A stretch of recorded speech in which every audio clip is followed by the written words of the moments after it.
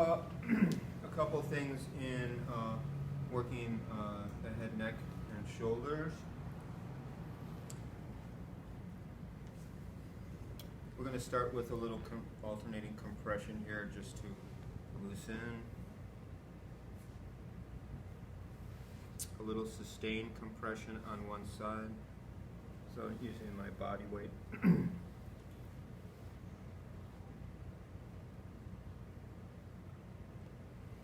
One side and then the other.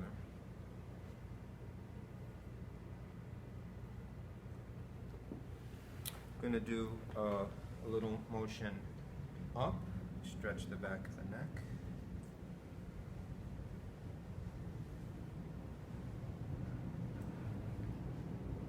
We're going to do a little lateral flexion, so I'm pinning here and laterally flexing head and neck this way.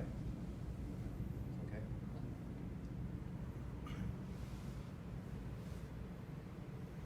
So I'm pinning with my knee and moving this way.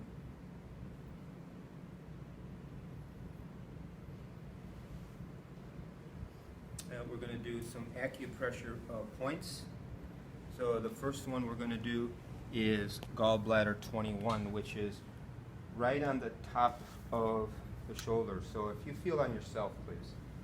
It's about halfway between the base of the neck and the acromion process. So if you go onto the highest portion of trapezius and you press down, you'll feel a little lump. There? Y'all feel? Yes or no? Yeah. No. Yeah, there. You answered too quickly. Y'all feel? Yeah. And one of the better ways of getting it when the person is on the table is just turning your hands this way and sliding them on the table, and you pretty much go right into the point. And you got to feel for like a little lump, and you direct the pressure towards the feet, and they should feel a little dull ache if I'm on that point. And do both sides at the same time. So it's a rough estimate. We're halfway between the base of the neck and here, somewhere in there on the highest portion of trapezius. Feel on that side, right? And your hands are resting on the table so that they can be at ease. My fingers are here cupping the front of the humerus. And I'm just going to, so my arms are relatively straight, I'm just going to lean my body weight in to do the sustained pressure. And my thumbs aren't hyperextended, they're in line. You don't want to press like this because it hyperextends the joint. And you want to keep your joints stacked straight so it takes the pressure, right? So you just want to lean in easy like that. And then you're going to back off, and then the next point you're going to get is triple warmer 15, which is the attachment of a levator on the superior angle of the scapula. So again, with your hands in this position, you want to slide and feel for the upper tip of the scapula. That's a superior angle. And you come just a thumb width above it, and you press in. They should feel a dull ache there. So again, you feel for the top or the tip, the superior angle of the scapula, bony protuberance that it is, and you do a thumb above that, and you should feel a little buildup of muscle, and you press in if you feel that on that side. And again, same premise, the pressure goes down towards their feet. Easy. And you hold. Try to get even pressure.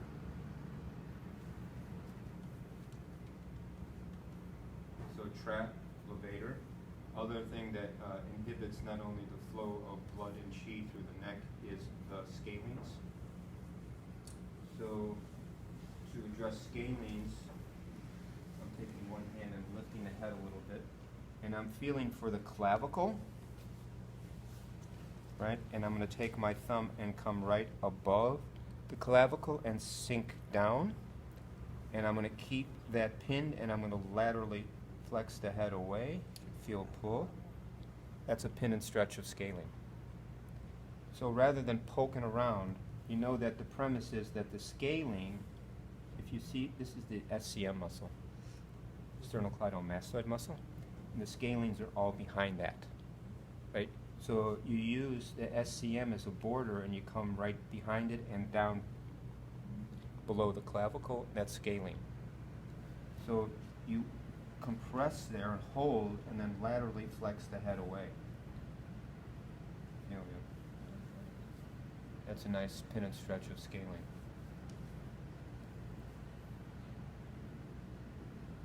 Okay. It's a little loosening here. The other thing you want to address is up underneath the occipital ridge. So if you feel for the bony protuberance behind the ear, that's the mastoid process. Feel on yourself, please. Just feel that bony thing right behind your ear. It's the mastoid process. And I'm coming underneath and behind that, like up underneath the occipital ridge. So if you place your thumb on your mastoid process and just move it towards the midline, one thumb width, and then bring your head back, you'll go right into the suboccipital muscles. You feel a little dull ache in there. So those are all suboccipital muscles, but there's also some key acupressure points there, particularly gallbladder 20. And gallbladder 20 is traditionally used. It's called wind pond. It has that's where a lot of the tension and stagnation accumulates because of this position. Like, you know how we're like this? I don't know why we're like this. And it compresses everything in here. So to get at these points, a good way of doing it is feel for the mastoid process, and I'm going to place the pads of my fingers right underneath the occipital ridge, and then I'm going to lay the back of my hand on the table, and I'm going to turn the weight of the head right on my fingertips, so I don't have to apply any pressure. It's the weight of her head pressing onto the pads of my fingers that stimulate points. It's okay? So it's easy to do that way. The suboccipital muscles, what their function is, it rocks and tilts the head continually. And what it's trying to do is keep your head in line with the horizon so that you can be stable while you're walking, and also so you have some premise for balance. So this really helps open up. A lot of times people will feel it clear their eyes too, because it relaxes the tension in the face. So the suboccipital muscle is very nice. And so while you're doing that side, you palpate for the other side and just let it come right into that. So you know what I'm talking about. So the back of your hand is resting on the table, so it's not up in the air. And then the fingers pads go right here underneath the occipital ridge, and then you just turn the weight right onto it. So your hand is supported by the table. Okay. And like we did before, I'm going to pin scalene on this side, so here, and then just laterally flex the head, sinking in below, behind the clavicle, laterally flex the head and neck.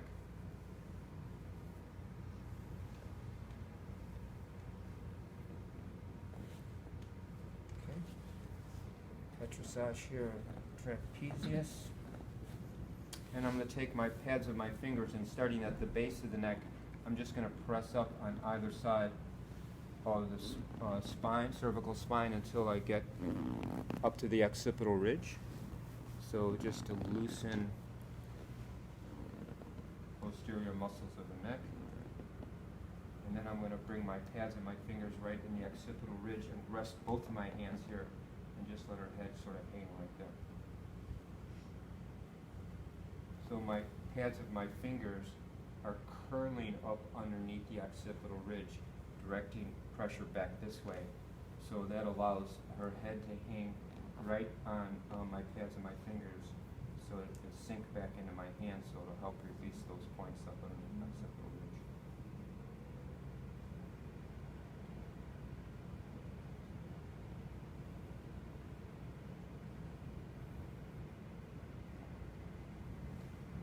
Okay.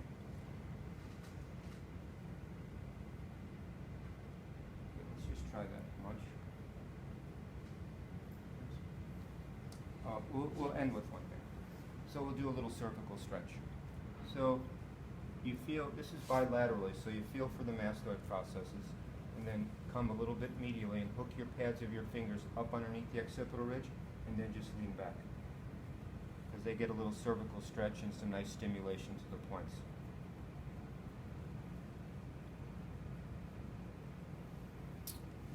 Bobby, can I have your scarf?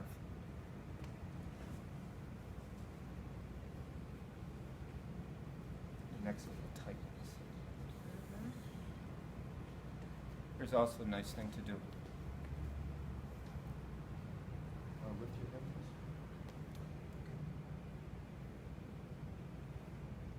First, will you agree it's good color for her? It is true. So, I'm just going to hold in the middle and then just pull back like this. For cervical stretch.